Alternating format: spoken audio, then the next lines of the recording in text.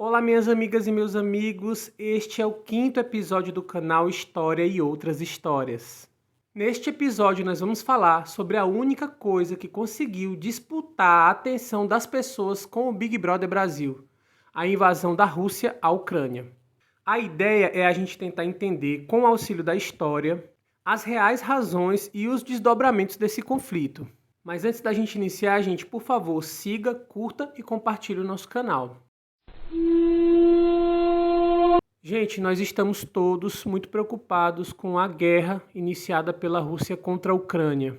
As primeiras imagens começam a surgir e são muito dramáticas. Os Estados Unidos foi o país que mais demonstrou descontentamento e indignação com as movimentações militares que a Rússia fez nas últimas semanas ao redor da Ucrânia.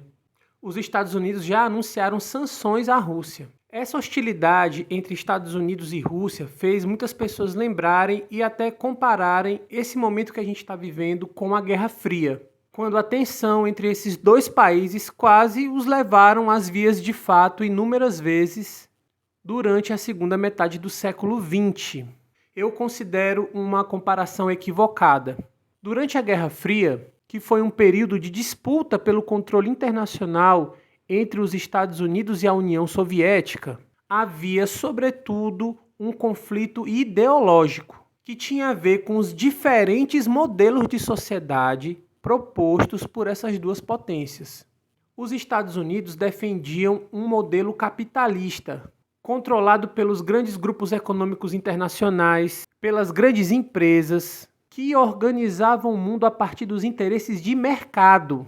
A União Soviética, que viveu uma revolução socialista em 1917, tinha uma economia dominada pelo Estado, planejada pelo Partido Comunista para desenvolver o país e onde não havia grupos empresariais privados.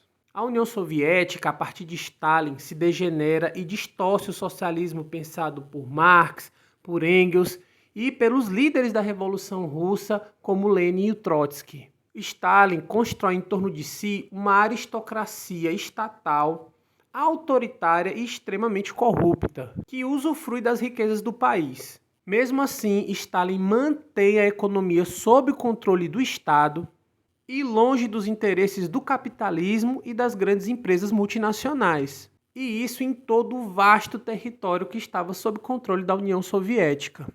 Havia na Guerra Fria, como eu já disse, diferentes modelos de sociedade.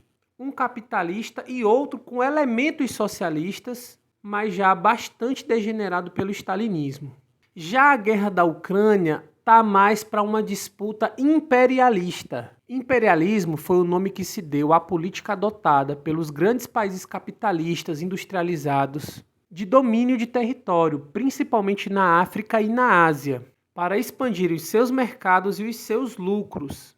Isso ocorreu no século XIX, quando França, Inglaterra, Holanda, Alemanha e Itália dividiram e colonizaram a África e a Ásia. O Putin, apesar de fazer referências saudosas à antiga União Soviética, governa um país capitalista e conservador também, assim como os Estados Unidos. A disputa pelo território da Ucrânia é motivado por influência política e econômica e não ideológica. Não se trata aqui de capitalismo versus comunismo ou socialismo. A Ucrânia tem áreas industrializadas e é rica em recursos naturais como minério de ferro, manganês, grafite e urânio, sem falar nos dutos de gás russos que passam pelo território ucraniano e abastecem boa parte da população europeia. E isso é uma das questões mais estratégicas nesse conflito. Já os Estados Unidos não interferem nos países para garantir justiça social ou o respeito aos direitos humanos. Interfere sempre por razões econômicas. Não é à toa que os Estados Unidos têm como um dos seus principais parceiros comerciais a Arábia Saudita, um país extremamente autoritário e conhecido internacionalmente por ser um dos maiores violadores de direitos humanos. Mais sensato que tomar um partido entre Rússia e Estados Unidos, como acontecia muito comumente lá na época da Guerra Fria, é mobilizar forças para repudiar a intervenção imperialista que acontece na Ucrânia. O povo ucraniano deve ter soberania e autonomia para decidir o seu destino. Por isso, o certo mesmo era que Rússia e Estados Unidos tirassem a sua cobiça da Ucrânia. Sobre os destinos dessa guerra, é difícil dizer. O historiador tem mais facilidade com o passado do que com o futuro. E o pior é que nessas disputas de grandes grupos econômicos, de empresas multinacionais, de governos, quem vai para o fronte de batalha são os trabalhadores, que são os menos interessados nessa disputa, mas vão ser os atingidos com maior impacto, como já está acontecendo.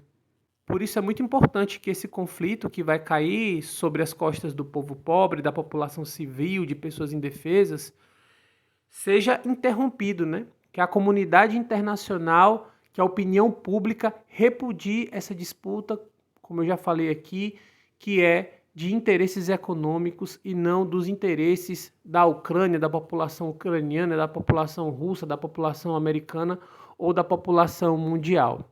Gente, é isso. Eu espero que esse vídeo tenha contribuído para a gente tentar entender um pouco melhor o que está acontecendo nesse momento de tanta gravidade, viu? Até a próxima e continue com a gente.